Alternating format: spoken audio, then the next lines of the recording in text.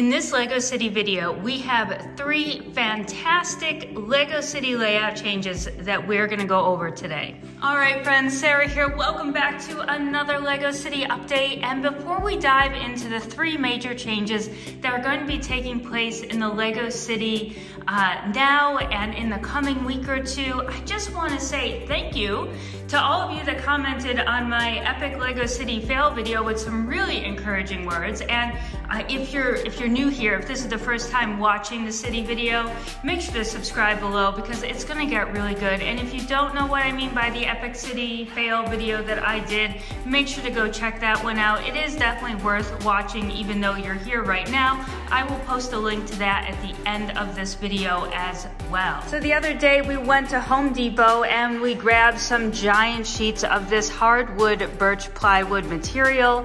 We grabbed some 2x4s. Mr. Bins and Bricks is gonna take out his table saw and he is going to craft some fantastic tables to go underneath the LEGO City. We're gonna keep it very simple. We are gonna have trains on tracks, maybe a station or two, but we are not going to lay down a ton of detail. We are not even going to lay down base plates. We are simply going to see how the cat does with the train going underneath the table, whether or not she kicks them off, sits on the tracks, who knows. But this is gonna be a big project and it won't obviously happen in this video, but it is going to be a project that we are starting with this week. So I am super excited to get that underway as the first major update to our space in the LEGO City.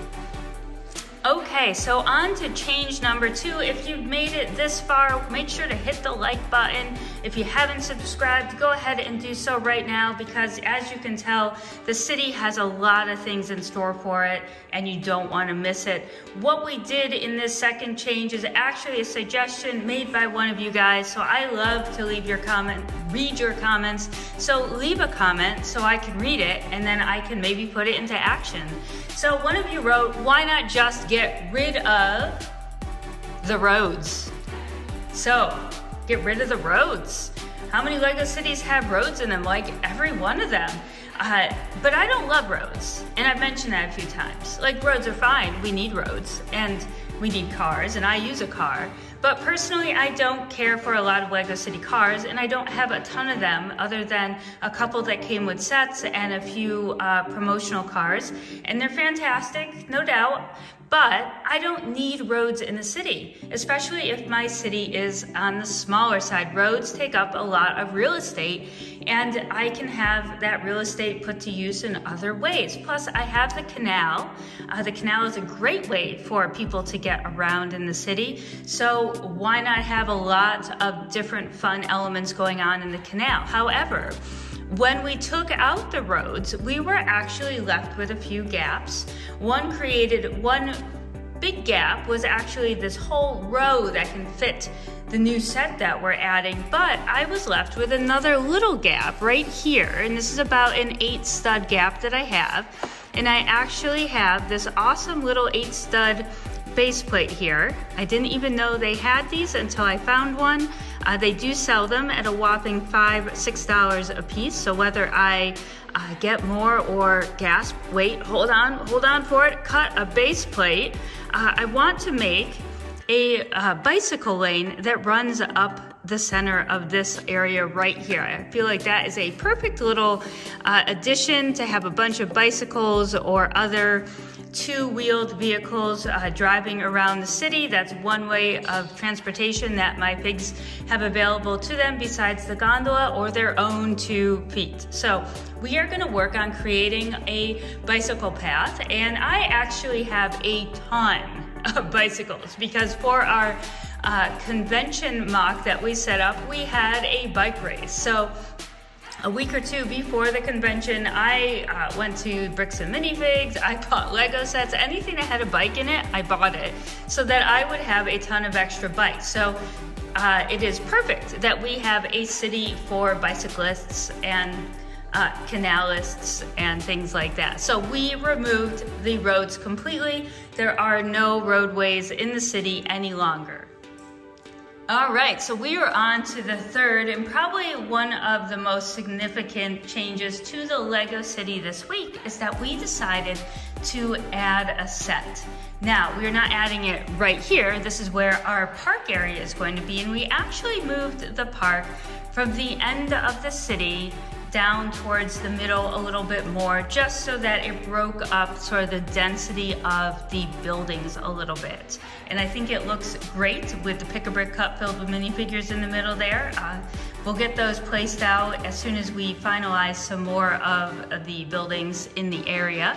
I did put out all of my ladybugs. I have 4 ladybug girls in my collection, so I put those out at least. However, when we took out the roads and we moved a row of buildings around, we ended up with a completely open spot, a nice strip for something, whether it be new modulars or more park or whatever. There's a lot of extra room, and we're trying to think, what do we do to fill up that spot? And for those of you who did watch the epic Lego fail video, it was a good one though. It was a really good one. Mr. Bins and Bricks suggested that as we move forward with this smaller city layout and we start subtracting things from the city so that we can add new things in, he said, what about themed streets go into the city? First, I had to collect materials to make MILS plates because the city is built on the modular integrated landscaping system. So if you don't know anything about that or want to learn more about it for your own city, I will put a fantastic get started video at the end of this one. So stay tuned for that. However, I am running very low on MILS plates material. So low, I've made it through a giant 1,000 2x2 brick bag of bricks. And I'm very much out of plates and things. So it's kind of scrounging around. I took apart some mocks to get some materials, but I didn't. So we got the MILS materials. We made the MILS plates. So that took a little bit of time there. It's amazing how Lego housekeeping tasks, they just take time. Like you think, oh, it's just making some MILS plates. It's just taking some tiles off plates. And then like 3 hours later, all you've got are, 4 MILS plates made. And you're like, whoa, where'd all the time go? And you just did these bases for your buildings. And then once you do that, then you need to transfer the sets over. And while transferring a set to a MILS plate is not all that difficult, really. It takes time. It's a bit tedious. You do have to put things back in the right spot, which is something that I always struggle with. So I do have to have the manuals handy. But we did it. We transferred them. Some of them were quicker than others, and it didn't take that long. So then we were ready to put it in the city. Now,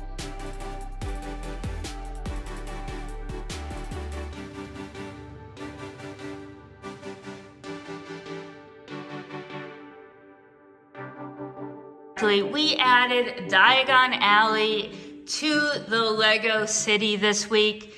The theme was Harry Potter. Even in the video, Mr. Bins and Bricks said we could do a Harry Potter themed street. And what screams Harry Potter themed street than Diagon Alley? So as you can see, Diagon Alley is on MILS plates. It's tucked between the Grand Emporium and the corner garage for now. If you remember in the last video, the park was over here where the Grand Emporium was. So we just kind of moved some things around, and because we took out the roads, we had this awesome space open up in front of us. But now the question is, and I've seen it done both ways in a Lego City.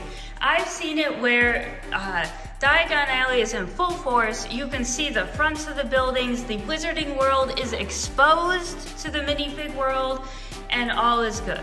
And then in other cities, I've seen it where, it's very cleverly disguised. The Muggles have no clue that there's any sort of Wizarding World hidden in their, perfectly placed brick city. So what do we do? Well, I made a decision that in our city, for the meantime, we are going to cleverly disguise Diagon Alley from the rest of the non-magical world so the muggles can go about their business without ever knowing that there are cauldrons and wands and capes and magical books just inches from the rest of their existence. So I'm putting a few finishing touches on it, but in the next video, which will be out very shortly, I am going to share with you my custom Lego mock that I am making to go right in there to disguise Diagon Alley very nicely, but make it look very much a part of the city. And I am super excited to show it to you because I personally think it looks fantastic, on point, perfect for the space. And it's actually only going to be a, a 16 by 32 going horizontal instead of vertical. So it is going to match the shape of the other buildings in Diagon Alley and fill in that space very nicely. You'll never even know that it's sort of a half base plate going the wrong way type building.